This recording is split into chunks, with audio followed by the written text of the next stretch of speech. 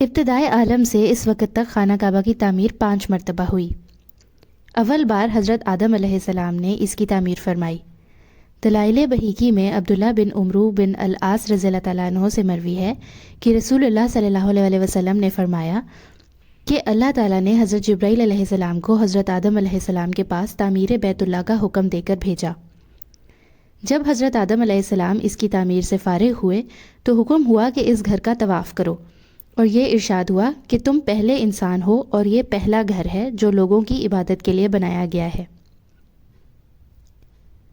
جب نوح علیہ السلام کے زمانے میں طوفان آیا تو بیت اللہ کا نام و نشان باقی نہ رہا۔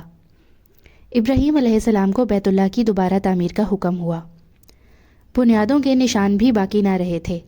جبرائیل علیہ السلام نے آ کر بنیادوں کے نشان بتائے تو حضرت ابراہیم علیہ السلام نے حضرت اسماعیل علیہ السلام کی اعانت اور امداد سے تعمیر شروع کی۔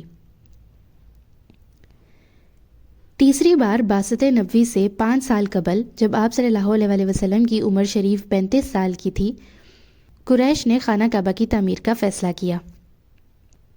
وجہ یہ تھی کہ کعبہ صرف قد سے کچھ اونچی 4 دیواری کی شکل میں تھا۔ حضرت اسماعیل علیہ السلام کے زمانے سے ہی اس کی بلندی 9 ہاتھ تھی اور اس پر چھت نہ تھی۔ اس کیفیت کا فائدہ اٹھاتے ہوئے کچھ چوروں نے اس کے اندر رکھا ہوا خزانہ چرا لیا تھا۔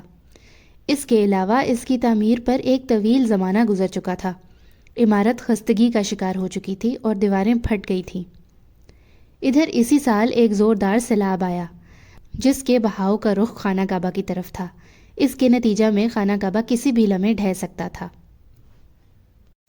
نشیب میں ہونے کی وجہ سے بارش کا تمام پانی اندر بھر جاتا تھا، اس لیے قریش کو اس کی تعمیر کا از سر نو خیال پیدا ہوا۔ چوتھی بار عبداللہ بن زبیر رضی اللہ تعالیٰ عنہ نے اپنے زمانہ خلافت میں بیت اللہ کو شہید کر کے از سر نو تعمیر کیا۔ 5ویں بار حجاج بن یوسف نے بنایا،